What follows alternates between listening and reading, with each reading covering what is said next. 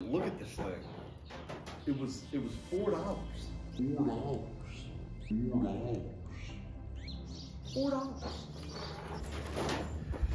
I don't even know if this thing is on. There's no indicator. There's no. I think it's. We're just gonna roll with it. Is it on? Is it tight?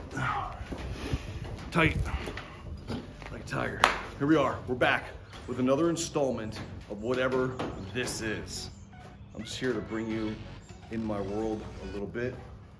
I want to share this with you one day. I'm gonna share that with you. Everything that I do, I don't know why, but here we are. And let's go. You wanna go?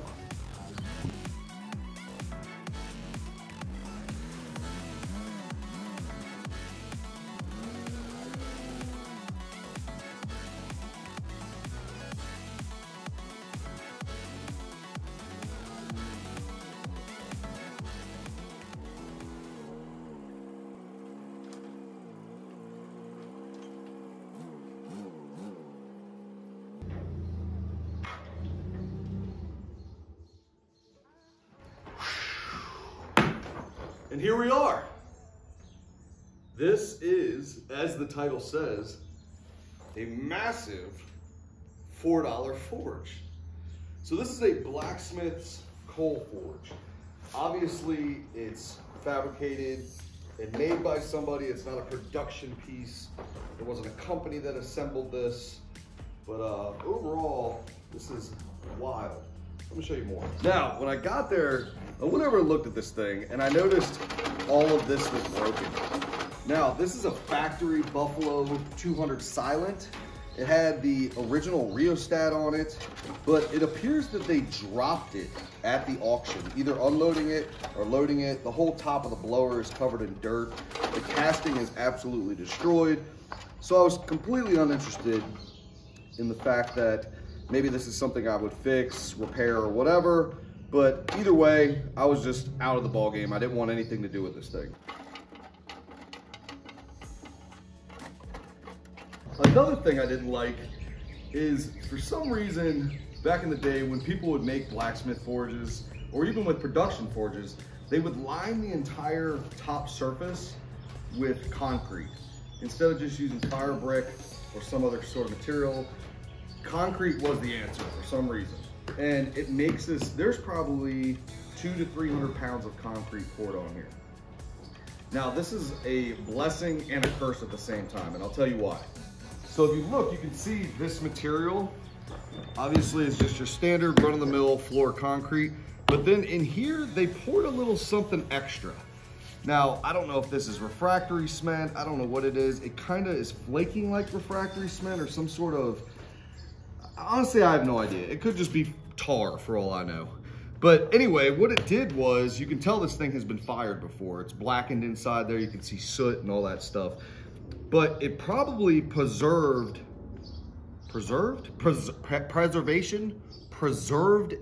the factory, I'm assuming, Champion fire pot inside there. And the reason I say that is these Champions are very deep. So that fire pot probably stops right here, and they just overlaid concrete on top of it. I'm not gonna take the time to bust all this out and see what it looks like. I can tell that this concrete's, again, it's been, whatever this material is, refractory, whatever. The fire pot appears to be in good shape. The grate where your ash and your clinker would go through is in good shape. Nothing's cracked. And yeah, we're just gonna leave this thing as is on the top. Now, why was this thing $4? So, you see this pink mark right here? This pink mark is an indicator that somebody that scraps material bought this. Okay, so this guy's particular mark was a pink spray paint mark on everything he bought. He purchased this for $1. Now, after he bought it, I thought for $1, that's worth fixing up. I thought it was gonna be a lot more, but anyhow, I walked up to him, I said, hey, do you wanna sell that forge? He said, sure, give me $5. I didn't have $5, I had 4 ones in my wallet with 20s. So I gave him the 4 ones and he said, there you go, you own it. He didn't want to move it anyway. Again, this thing probably weighs, I would guess, 400 pounds with all the concrete in it and all the angle iron. But yeah, So we're gonna leave the top just the way it is. Now, if you look at this thing, you can tell whoever built it really cared, because even where the clinker breaker is, this is the handle that allows you to break up the clinker in the bottom of the fire pit. They even lined that with concrete, which I don't know why, because this area shouldn't be getting hot at all, but either way, he took a ton of time and completely packed this inner chamber with concrete, but he also allowed you to be able to run the handle right through this little compartment. So this is actually pretty cool. I can see the fire pot inside of there. And again, there's no cracks, there's no anything. So the top is, again, a blessing and a curse at the same time. Yes, it makes the forge extremely heavy, but at the same time, it probably preserved a lot of the casting inside of there. So this is pretty cool. This is all functionable. Functionable? I am just on top of it with my words today. This probably functions exactly the way it should. Actually, I know it does. I don't even know why I worded it that way, but there you go. So I've been looking for a forge for this outside pavilion area for a while. Obviously I couldn't make one. I just didn't have the time. And for $4, why wouldn't I just take this and make it what I want? So this is a good starter base. Again, heavy, heavy, heavy angle iron for the base, and obviously the concrete. And yeah, so we're just gonna work off of this thing. The first thing I wanna address though is I wanna take that blower off. Now, is this blower salvageable? Abso-freaking-lutely. You could easily braze the casting back together. I have the factory rheostat, I'll show you that in a moment. But another thing that I wanted you guys to see is I'm gonna pull all this off. It appears that they just kind of crappily welded it right here where the blower goes. This shaft. Oh, actually, it looks like it's just bolted. So let's take that off. Here's another thing they did. They picked the entire thing up they stuck the fork right through here. So it just absolutely crushed this, this air pipe that goes to the tuyere. So yeah, let's get all that off.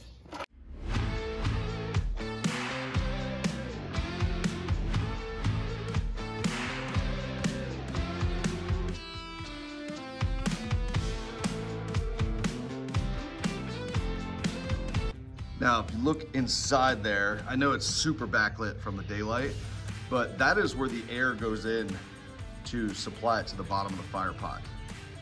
We're gonna go ahead and blow all that crap out. One thing I like to do when I get old forges is I literally just take a leaf blower, and there's 9 times out of 10, there's a squirrel nest in there, there's a rat's nest or whatever. We're gonna blow all that crap out, and just so we know we don't have anything that could potentially catch on fire underneath. So let's blow it out and see what we got. And I think this would be a great opportunity to cut in an epic slow-mo montage. Let's go.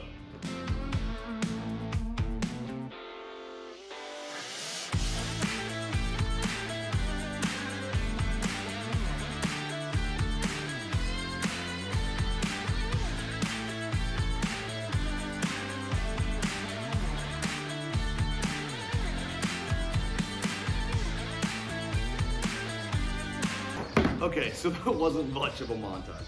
Whatever, doesn't matter. But I did see something when I was blowing this out. I want to show you guys. Right here, let me get the, yep, there we go, camera skills. There is actually fire brick here. So this tells me that this thing might be lined with fire brick and just have concrete on top of it. So yeah. One thing I didn't talk about is the ash dome. Usually these are rotted, like big time rotted. And this one's like nice, and it works. And as I say that, the lid falls off. Now, you probably ask yourself, or maybe you're not asking yourself, who cares? What are you gonna do now? Let's head on into the toolbox, see what we got. So boom, right away, I found this. This is a United blower. Again, this is like something similar to what was on there. Could be a good alternative if we want to use this. Very, very heavy though. This thing that's probably 75 pounds. It's all cast iron. But I also have this. which is basically a modern alternative blower with a Baldor motor on it. Has an on-off switch, doesn't weigh nearly as much, puts out a lot of air. So this is probably what we're gonna try. So here's what we have. It's a modern blower fan. Not necessarily for a forge, but for our application, this is gonna be perfect. Has an off-on switch, aluminum housing, puts out a ton of air, and we're probably gonna use this. We'll get a little dryer vent hookup, plug this bad boy in, and rock and roll. We're not gonna do anything fancy. We're not doing no fancy metal pipe setup. I have this dryer vent that I always keep around for instances like this. It allows me to test certain things with airflow and whatnot. So we're just gonna put that kind of, maybe over top of that. Zip tie, because who doesn't love zip ties? And of course you want the monster zip ties. And we'll just zip those on there. Again, we're just testing this. We just wanna, we know it's gonna work, right? But this fan, this blower actually might put out too much air because I don't have an air gate on this forge. So we're just gonna try it out. Again, I know you really can't see what's going on inside there, but it appears our dryer vent hose is about 4 inches and the intake pipe is about 3. But the intake pipe also has a flange around it that you would bolt a pipe on that would connect to the blower. We're gonna remedy that with just a piece of pipe. We'll just run this bad boy right on into there. Here's something that's very cool. Before we go any further, I wanted to show you. So this is the original, did I get that in frame? This is the original Champion blower and forge rheostat. These things are usually always super roached out from the weather, which is staying outside, electricity constantly running through them, mixed with water. They just always turn to crap. This one is very nice. The only bad part is that when they dropped this forge at the auction, this was bolted to the frame, to the side of the forge, like right here. And it twisted this handle. It looked like there was a little knob here. This is supposed to slide, but it's so bent that it can't slide anymore. But this is, as you can see, or maybe you can't see, this says off, this says fast. This was your blower control for the forge. And what it did was just separate the contact points for the electricity inside there, which would either speed up or slow down the current going to the blower.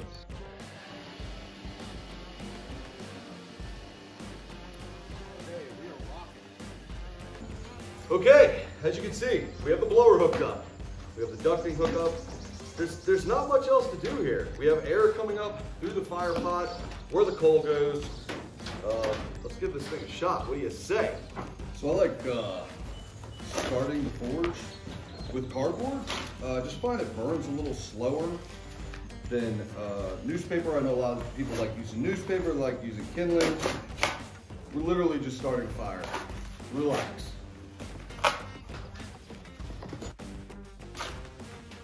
Get a little something going.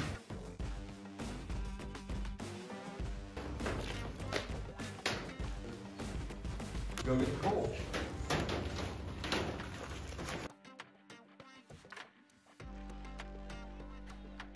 I got it.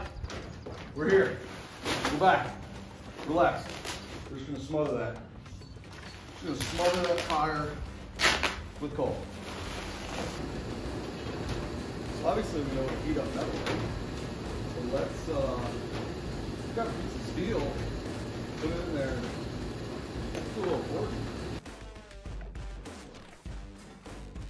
What I'm noticing right off the bat is this little blower is extremely too powerful for this coal forge.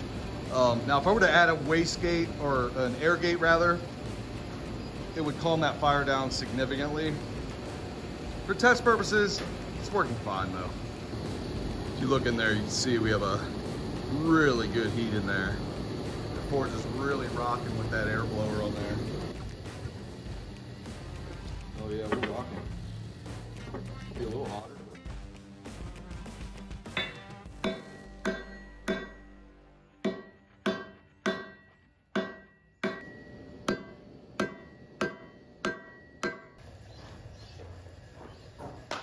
So my overall impressions of this thing, it's amazing.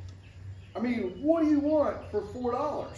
For $4. This is it. This is exactly what I want. It's not super nice. I can leave it outside. There it is. It functions. It works. I mean, I don't know what else to say. I don't know what else to say. There it is. The $4 Blacksmith Forge. It's giant. I don't know how you end these things. Kind of thinking everybody has like a send-off. Let's do, click on one of these videos. Make sure you like, subscribe, thumbs up, leave a comment. Whatever the thing is that people are supposed to do at the end of these, do that. See you on the next one. $4.